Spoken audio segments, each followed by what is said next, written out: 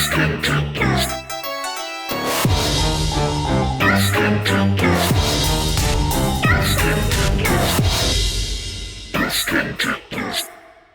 this episode of Ghost Tentacles, we've had this video requested like multiple times, and I don't know why, because we're definitely not like the authority on this, but people want to know like what we do to stay in shape, which is funny because I mean, if you actually knew.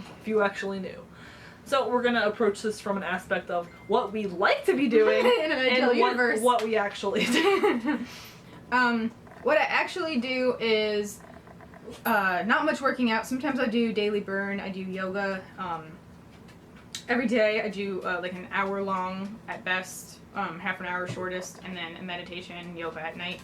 And so that's like the best that I do. Sometimes if I'm feeling awesomely awesome, I'll do Pilates too. But I don't do like actual physical working out much. And then for eating, I almost all the time have egg whites for breakfast. I would say it's about a pan full, so I don't a plate worth. I don't know. I don't really measure it. I just do it like my eye feels like that is enough to fill my stomach up. And egg whites I feel guiltless about. So, and then I put hot sauce or salsa on top, and that gives it some flavor. And then usually yogurt or Smart Ones or a big salad for dinner. For lunch, and then for dinner either a soup or a frozen dinner. And I know that those aren't necessarily great for you because of sodium and chemicals and things like that, but I'm also lazy and it is low calorie dinners. So in an ideal universe, I would be cooking fresh food all the time and lean protein and no preservatives and little salt. Oh, and also I consume a lot of caffeine, and so in an ideal universe, I would not drink coffee like by the pitcher every day, like, and lots of water ideally, and fresh fruit. Where usually the best I'll do is like an apple every other day or something. And working out in an ideal universe, I would say, for me, maybe 3 or 4 times a week, half an hour on a treadmill, and cardio half an hour each time, and then doing physical like weights for another half an hour is what my ideal workout was when I was going to the gym all the time. And I always preferred, even though I'm not well endowed for that reason of just the gravity feeling, I hate running. I hate the impact of running. So I always liked elliptical machines that better than actual treadmills. So, or classes, like I'd had a Pilates class, or I had a cycling class. Those were really fun because I could get into it without feeling like I was working out. So that's me. That's my answer. Alright, so my answer is slightly different because we have to take into account that I have a chronic illness that does not allow me to do what I should be doing, even though if what I should be doing would actually probably be helping my chronic illness. What you should be doing for your irrelevant. situation. I've always been I manage my weight by eating, not by working out. I've always been that way. Pre-fibromyalgia. My body fluctuates very easily on food, like extremely easily. So if I want to lose weight, it's pretty simple for me. It's just a matter of eating a very specific diet. So if I stick to a paleo diet, I will lose weight, and I plateau at a certain point, but the spot that I plateau, I'm perfectly happy with. So when I'm doing that, that's the best. But like then I get to points where I kind of shy away from it. I have a lot of allergies of certain things. Like I'm not supposed to eat gluten. I don't have celiacs, but I have gluten sensitivity, and so I stay away from gluten for the most part. I also eat a lot of microwave shit, but that's more so because of fibromyalgia, but I try to stick to stuff that's the better stuff, though. Like, I stick to mostly Amy's brand. Like, the one I eat the most is, like, a gluten-free macaroni and cheese and broccoli. I think it's organic, not sure, but it's gluten-free, so it's rice pasta. But I definitely eat, for lunch, almost every single day I eat a frozen... Yeah. A frozen thing, because it takes 5 minutes, and that's pretty much all I got in me most of the time. If I have to actually create something, I will literally opt to not eat over eating something that will take too long for me to make, because I just physically can't stand in the kitchen and stare, like, it's too hard. I also live on leftovers. Leftovers are my best friend. I don't understand people that won't eat leftovers. I know. Leftovers are like my best friend. I swear. I mean, leftovers are the best. So when it comes to dinner stuff, we do order a lot of takeout multiple times a week. It's kind of bad. We generally stick to Asian stuff, which in my opinion is a little bit healthier depending on what you choose. Yeah. It depends. My staple things would be like steamed chicken and broccoli with sauce on the side. So you only use a little bit. Sushi. My staples are like just mostly avocado cucumber usually, and when sometimes I get the sweet potato, which is like I guess a little bit more of a treat kind of one. So I order that a lot, and then I also, because I kind of still dance around this paleo thing, I get a lot of just like meat. So like I'll just get like meat sticks, like meat on a stick. Like we have that amazing place, the Yakitori place, that has like amazing just like Asian meat sticks. So it's, I eat a lot of just like, if I can avoid everything else, like my goal is to stick to meat and vegetables as like my general what I eat. But like I said, I do a lot of takeout and stuff. So if I'm making stuff, not takeout, sometimes I buy like the Udi's brand family size meals. So there's like a veggie lasagna, there's like a kale and broccoli veggie lasagna, then there's sweet potato raviolis. There's just a couple different family size ones that they make, so I'll do those. Sometimes I do microwave pizzas. I've kind of shied away from those a little bit though. But again, I'm sticking with mostly the organic ones or the gluten-free ones. I used to do a lot of the smart ones, but I haven't done those in a while. There's some questionable. I think the fact that you stick to the paleo and also you do gluten-free, but not because you're Atkins, but because you just are avoiding it. But that mixed with, altogether helps you make healthier choices, even if you're doing it for your own. You're doing it because you medically have to. Yeah. But it helps you ultimately make. Yeah, the same it does. way that Absolutely. I'll avoid cheese because it'll give me gas because of lactose intolerance. But like it helps me in the long run that I'm eating less cheese. Yeah, absolutely. So it helps me lose weight. Yeah, so definitely medical reasons definitely help keeping me. I mean, like I'm not like I could eat fine, and my disease on its own doesn't make me like skinny, so that's not like a thing. But some of the choices you make. It's just the choices I have to make. Yeah. As far as working out, I pretty much don't work out at all.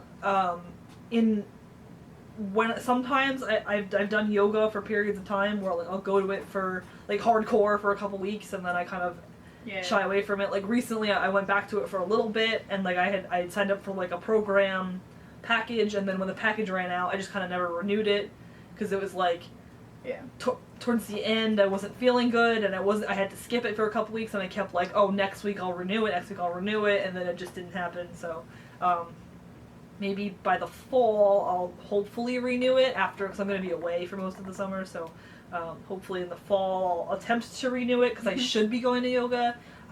It's really hard for me because it's a mind fuck really bad. I'm extremely flexible. I think you are too by nature, and it's actually I don't know if this is a scientific fact, but every person I know who has fibromyalgia is also hyper flexible. So I don't know if it's something to do with that, but it's actually a bad thing. Like my doctor says that it's basically going to hyperextend and hurt yourself. Well, he said it basically is going to mean that I'm going to get a lot more arthritis when I'm older, and I'm going to get it a lot sooner because of the fact that I'm extremely flexible. So it's weird because some yoga poses that are more extreme are extremely easy for me, but some basic ones are not because I'm flexible but I'm weak. So it can be a bit of a mindfuck for me because I want to be able to do good, and then sometimes I have to just kind of like submit and just lay on the mat, and that's kind of like embarrassing to me, honestly. And that's like a personal problem, and I really should get over that. But that's why I do. Like sometimes it is good to do at home, even though it's hard to get your own space. Yeah. So right now in our house, the way it's set up, there's not too much by way of floor space because we kind of have everything packed up into the 3 rooms up here. And even so, I find it extremely hard to be motivated to do it at home. There's been points in time where I've got it, every day, and I've done it, but ultimately... But also when you find, like, a program that works. Yeah, but ultimately I always end up, like, it's like, it basically will be like, I'll feel good and do it for a X amount of time, but then, like, the second I start not feeling good and have to skip it because I don't feel good, I fall back into getting out of it. Yeah. So it was, like, in January, I got... Like, January 1st, I started this January, like, what was it? December 31st, January 1st, we went to the spa. I ate all this crap. We ate all that, like, sweet stuff. And then January 2nd, I started this intense Like, it's just funny because it's like the cliche New Year's resolution thing. oh yeah, but it actually had nothing to do with that. The doctor had actually put me on it weeks before, and I said, no, I'm gonna wait until after the holidays so I can actually eat whatever the fuck I want. And then, then January 1st, I had this whole plan. It was gonna be like this transformative day for me. I was gonna start this. I did something else that involved sending a letter to somebody that was very releasing, and I had this whole day, and I was gonna get in this diet. So I got this diet, and it was like paleo to the extreme. It was like, it was a step beyond paleo. I mean, I could only eat like 15 different things. I had to cook everything, and I got totally into it, and I lost like 10 pounds, like super fast in a couple weeks. And I was so weak though. I was so tired. I was so exhausted. I pretty much just made food, ate, and then that was like all I did. So I got into it really hardcore, and like I find if I can get back to that where I'm like super into it, then I'll kind of get comfortable. Well, like as I get comfortable, I kind of just fall into a more realistic version of it. So I was doing that for a while, and then just maybe over the past like 2 months, I've kind of started eating some shit again. So I'm trying now. I have been trying the past 2 weeks to try to get back to just not my super extreme, but like the comfortable level where it's like not falling off the bandwagon, but like also not extreme. It's definitely like when you get excited about something, it's hard to create a habit because you get excited about it and then it just dips off. But like you have to go long enough that it becomes something that's reinforced. It's really strange though. Like I think there's like some saying where it takes like 7 times to make something into a habit or like whatever it is. I don't know if it's 7 or not, but to me that is completely false. Because I've gone through this for years. Like I go through periods where I do extreme dieting and I stick to it for weeks, months, and then like I won't even look at it. I don't want anything crappy. I look at it and I'm like, can't eat it. Tough shit, not eating it. And it's like my brain will totally be on par with it. And then sometimes I'm just like, well, oh well, and I just totally fall off of it. But it's always constantly this cycle where so like now I've gained probably like 4 pounds back. But it's like there are some foods that like you can. I think especially if it's associated with pain in any way. Like that you can lock out of your diet. Like for me, I can lock out ice cream just because it's like it hurts, so I don't eat it. Yes, it was actually funny because ice cream is one that actually makes me feel better, which is so bizarre. There's like some weird science behind like giving yourself brain freeze that actually like helps with headaches and stuff. And I didn't know this too. And it was like I kept doing stuff like that. I kept buying really cold drinks like at Starbucks with ice. And it was like making me feel better, and I thought it was like a mental thing, or I was like, oh, I just enjoy this. And then I said it to somebody one day, and she's like, that's actually like a medical thing. Like you like look into it, and I looked all into it, and it's something about something cold hitting the roof of your mouth can like alleviate migraine type things. So it actually I don't know. Neat. So like that's the thing I do a lot now is I eat decent, but I also like treat myself. Like I get Starbucks like a couple times a week, and I eat ice cream. But I think also it's good if you treat yourself now and then. Otherwise, you can't live like that. You need to be good and then every now and then. Yeah. But you can't make the every now and thens every day, obviously, and it gets like that. Yeah, but overall, since like the past 2 or 3 years that I have kind of went on to these diets, there still are, like you said, there's foods that you just lock out, and so like I don't drink soda, and like even when I'm super like off the diet, I still don't drink soda. I still don't. Well, that's one that is really good that we both do, but like you did it before me too. Was only having those seltzer waters pretty much. Oh yeah. So we both drink a ton of flavored water as long as we pick the right ones. Some of them are crappy. No aspartame. Yeah, like no aspartame ones, not the flavored ones, the ones that are 0 calorie, but they're actually just because they're not sweetened in any way, shape, or form. The brand I use is LaCroix, however you want to pronounce it. They sell it at Target and at Whole Foods. So those are the ones I usually drink. I get whatever. Do you have like Adirondack ones or something? Yeah, I like the Dannon ones too. Whatever I can get. Yeah, so it just those you have to just be a little smart about because the ones like sometimes they put what's the Propel is like disgusting for you, like those ones. So just get very. I mean, I pretty much only drink aside from my Starbucks at home. I only drink water, flavored sparkling water, and unsweetened iced tea. Those are the only things I drink, and that's a fact whether I'm on the diet or not. It's good to hydrate yourself, but it's also good like you want some flavor to it. Yeah. And you don't want to It's like an empty calories thing. Like, why would you want that for no reason to be consuming a bunch of calories when you could save that for your actual food? I don't know. Yeah. And honestly, at this point, like, it's been years since I've kind of stopped drinking soda. Yeah. And I don't even want it anymore. So there's definitely, I can't think of another one off the top of my head right now, but there's definitely just certain things that, like, I don't even see as options, even when like I'm off the bandwagon. Like, I still eat tons of cheeseburgers and French fries and stuff. How do you get to that point? Like, how do you, like, Like I did the same thing with certain types of drinks, but like in pizza and ice cream, I'm like that with, and like some like just cheesy gooey foods, or I'm just I like don't no, really that eat pizza anymore chocolate either. I do it with. With chocolate, I'll only eat chocolate if it's like a super high quality, like like dark great, chocolate bar. It's the only chocolate. It's like I have a couple of them always around, but it's like I'm also really good at limiting to what I eat. Yeah. So like the ones that have the pre-cut, Those are nice. I just break it and I break one piece out and then I put it away. And I will only portion eat the control one. is a big Yeah. deal. That might actually be another huge part of it though that I actually wasn't thinking of is portion control. Like you know, I only eat what I put in front of me. You know, I don't go back and get more. That's true. Like, actually. so that's definitely another huge part of it, because if I didn't eat that way, I would gain weight very easily. Like it does, like I do need to maintain a certain way. But yeah, Cheez-Its I can don't never know. follow portion control for. Yeah, well, but I think it's okay to have those some of things those though.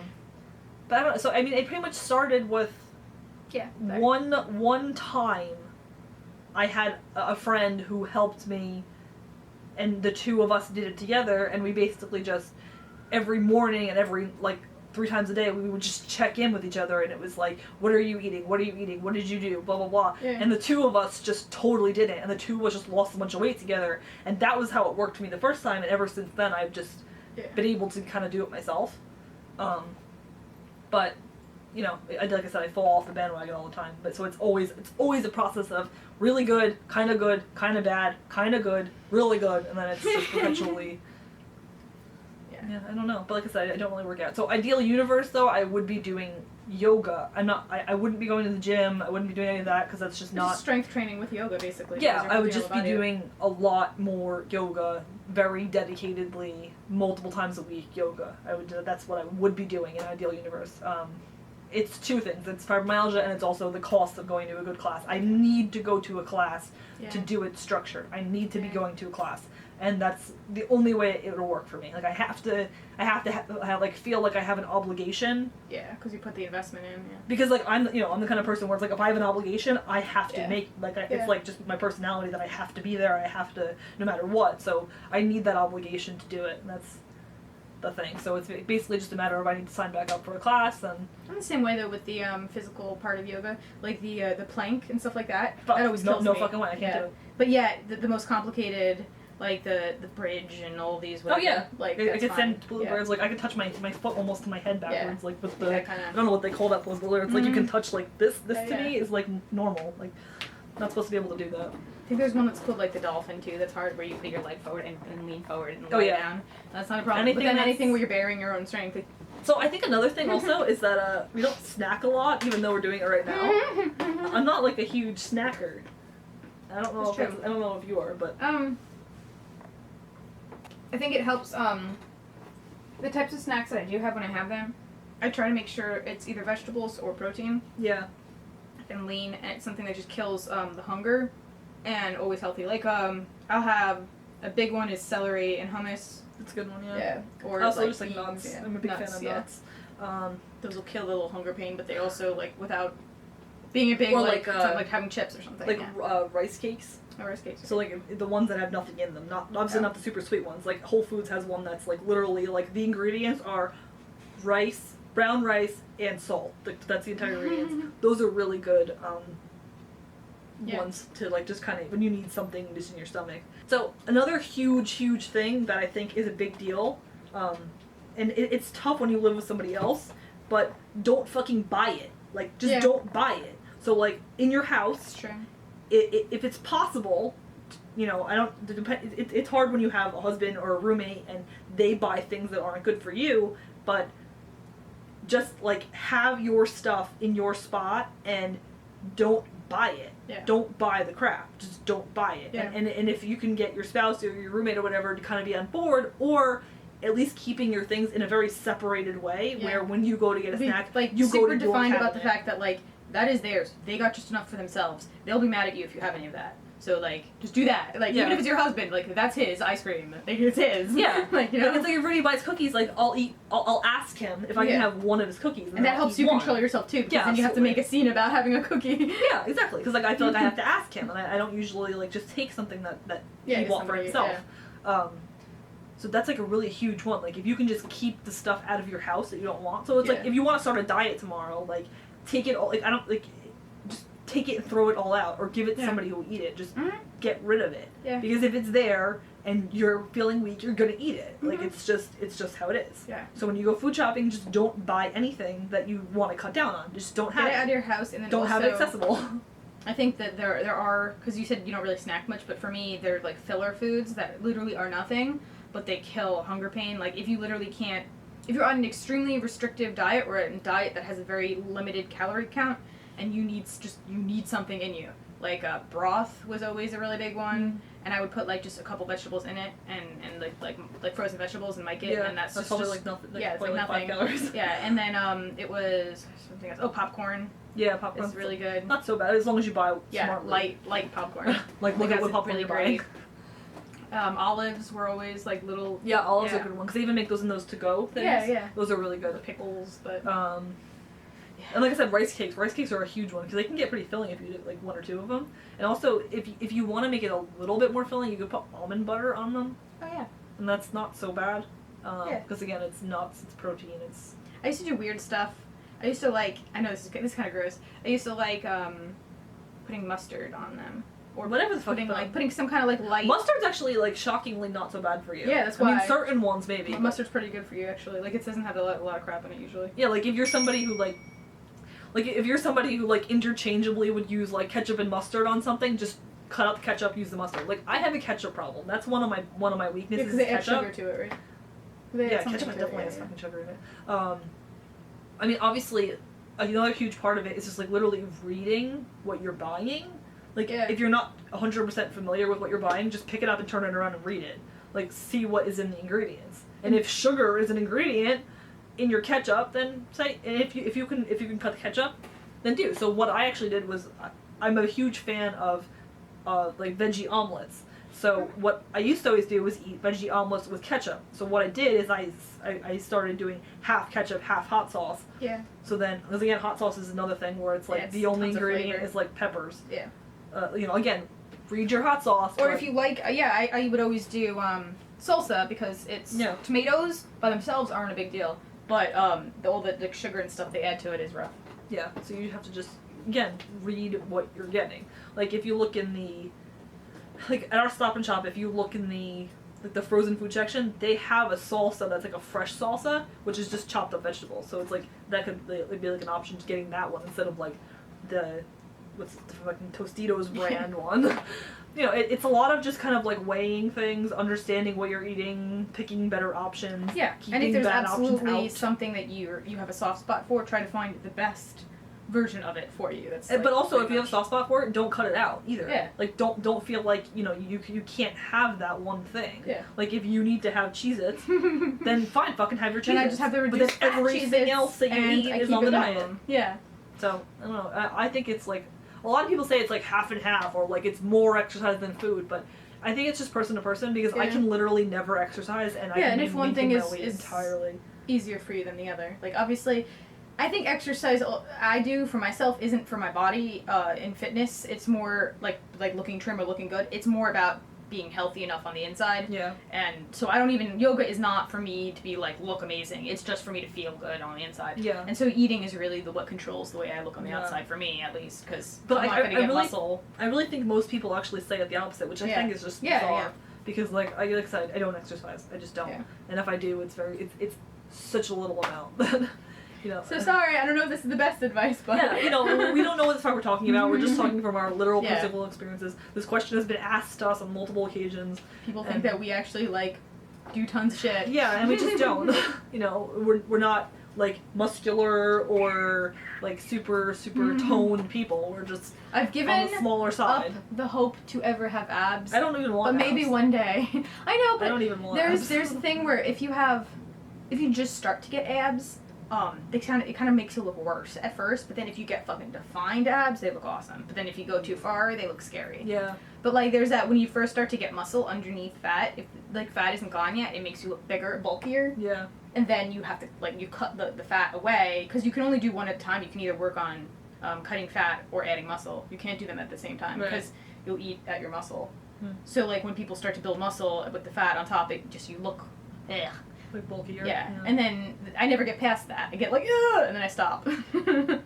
But Yeah, fair enough. Yeah, I've never had an interest or been able to do the gym thing. Physical. And I have signed up for the gym before, but it's like I'll just go and walk on a fucking treadmill, and it's like I don't want to do that. Yeah. I have an elliptical, but I barely use it because That's why like, I think classes are really good. I feel like classes are the only way that it works for people like us. Yeah. Like they keep you engaged enough, or like a sport if you really were into it. I don't know. Yeah, like karate was always sense. good Yeah. when I was growing up for me. But I don't know. It's like normally I'm not someone to act this way, but like I think having somebody just telling you what to do is like telling you how to do it. It's You just need a some kind of trainer. It's If we just could like, afford trainers, that would be pretty cool. that'd be cool. Although I would still just have a yoga trainer, but I just have them come over here. That would be my super Because ideal. of my problems, I'm sitting here just thinking dirty thoughts. Like, but yeah, no, if you had like a yoga trainer at your disposal, that would come to my house. Yeah. That would be awesome. That would be actually ideal entirely. Mhm. That would be actually totally ideal. You need so much of this. Though. Yeah. So much I money. know some people. Yeah. Well, so that's kind of it. Well, sorry, I don't know if this was helpful or not, but Yeah. that's just the kind of shit that we do. I think working out is good. It's just a Yeah. So yeah, hopefully there was some hints in there about Yes. stuff. Well, yeah. Not So thank that- you for whoever asked us this question. Yes. And watching this episode of Ghost Tentacles. And Please subscribe to fill your Like, life with with, the- and working out tips, even though we didn't work out. Diet tips. one of What those we things. do. I don't even know if it's tips. Our opinions. Just the tip. Just the tips. Just the tips. Ghost Tentacles. Ghost Tentacles. Ghost Tentacles. Ghost Tentacles.